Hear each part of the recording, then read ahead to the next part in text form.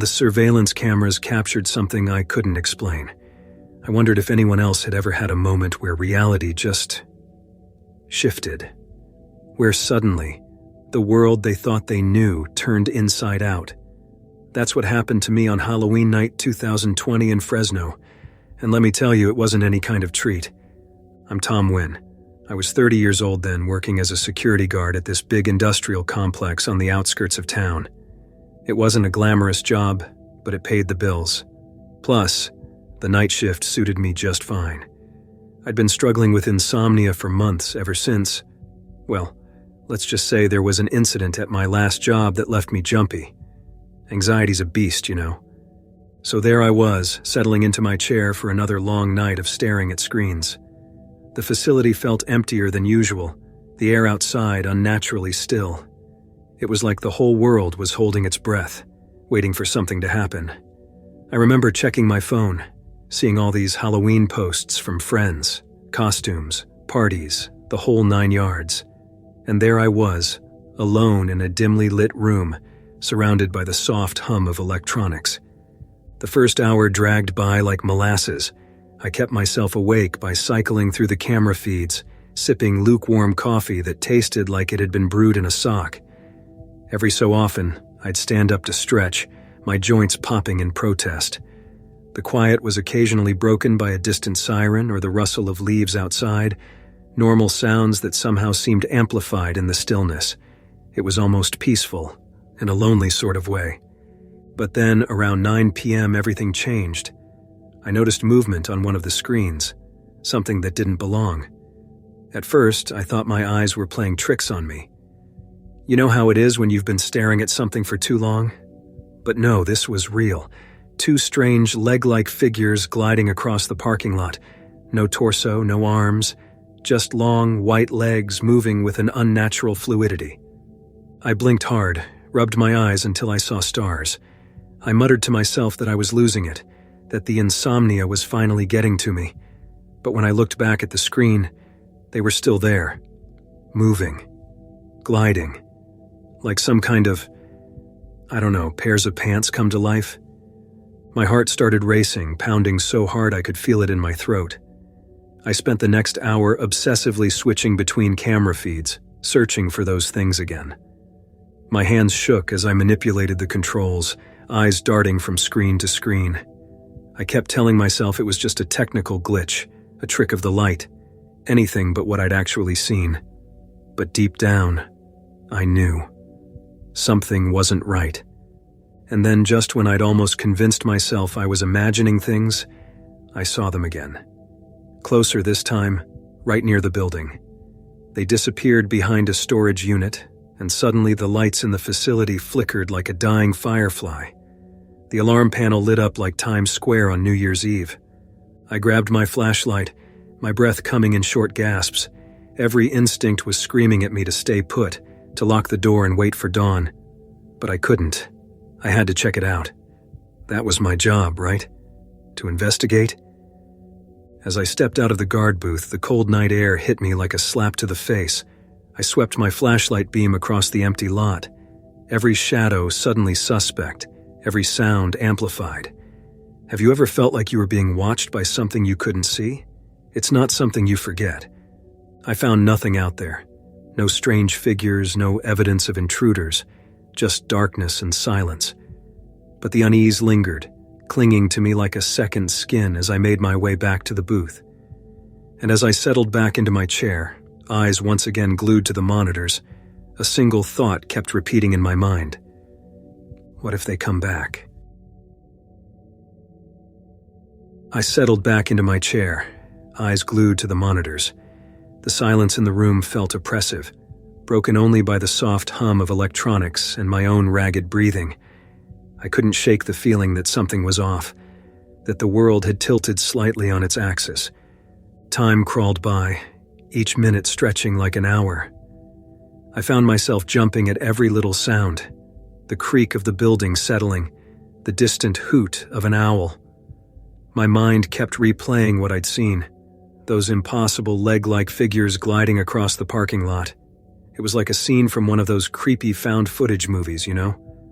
the ones where you're screaming at the character not to investigate the weird noise. But this wasn't a movie. This was real life, my life, on a night that was supposed to be about candy and costumes, not whatever this was. Around 10:30 p.m., it happened again. The lights in the facility flickered, more violently this time. The alarm panel lit up like a Christmas tree gone haywire. My heart leapt into my throat as I spotted those things on the camera feed again. They were closer now, moving along the exterior walls of the building. I watched, paralyzed, as they glided past one of the windows. Have you ever felt true fear? Not just being startled or nervous, but that bone-deep, primal terror that turns your blood to ice? That's what gripped me in that moment. My palms were slick with sweat, my uniform sticking uncomfortably to my back. I could hear my pulse pounding in my ears, drowning out everything else. I fumbled for my phone, fingers trembling so badly I could barely unlock the screen. I wondered who I was even going to call. The police? What would I tell them? That I was being stalked by a few pairs of white pants? They'd think I was high or having some kind of breakdown. As if reading my thoughts, my phone chose that moment to die. Just black screen, no warning. I stared at it in disbelief. This couldn't be happening. It was fully charged when I started my shift.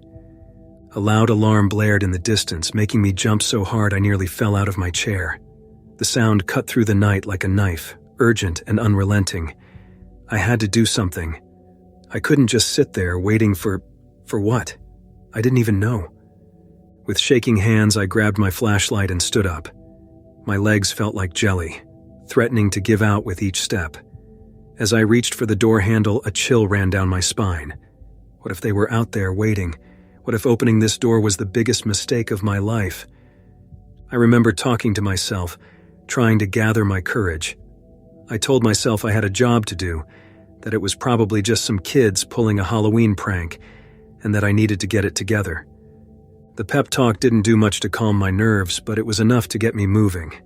I pushed open the door, the cool night air rushing in. The parking lot was eerily still, bathed in the sickly glow of sodium lights. My flashlight beam cut through the darkness, revealing nothing but empty spaces and long shadows. I took a few cautious steps forward, my footsteps seeming unnaturally loud on the asphalt. The alarm was still blaring, but it sounded distant now, muffled, as if it was coming from underwater.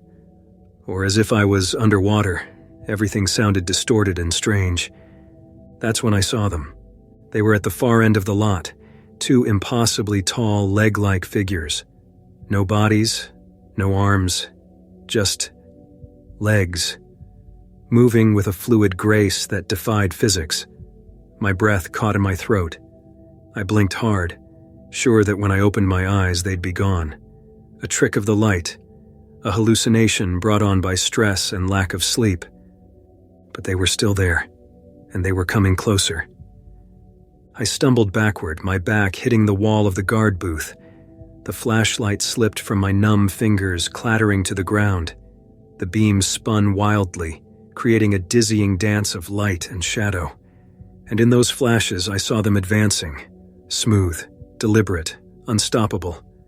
My mind was screaming at me to run, to hide, to do something. But I couldn't move, couldn't breathe, couldn't think. It was like my body had forgotten how to function. They were almost upon me now. I could see the unnatural smoothness of their movements, the way they seemed to glide rather than walk. There were no faces, no features at all, but I felt seen, observed, studied. As they drew nearer, the world around me began to warp. Sounds became distorted, colors bled into each other. It was like reality itself was bending, twisting into something unrecognizable. My vision blurred, darkness creeping in at the edges. The last thing I remember before everything went black was a single, terrifying thought. What do they want with me? I jolted back to awareness, my heart pounding like a jackhammer in my chest. The world swam into focus, revealing the familiar interior of the guard booth. For a moment, I thought it had all been a vivid nightmare, but the cold sweat drenching my uniform and the lingering sense of dread told me otherwise. The clock on the wall read 12:30 a.m. How long had I been out? My hands shook as I fumbled with the controls, rewinding the security footage. But where there should have been evidence of those things, there was nothing but static. Hours of recordings just gone, erased. I tried calling my supervisor, desperate for some kind of human connection. The line went straight to voicemail. Of course it did. It was Halloween night, and I was probably the only poor soul stuck working. The isolation pressed in on me, suffocating. As the night wore on, I found myself jumping at every shadow, every little noise. The normal sounds of the facility, the hum of the air conditioning, the occasional beep from the security system, all of it suddenly seemed sinister. Was that a footstep I heard?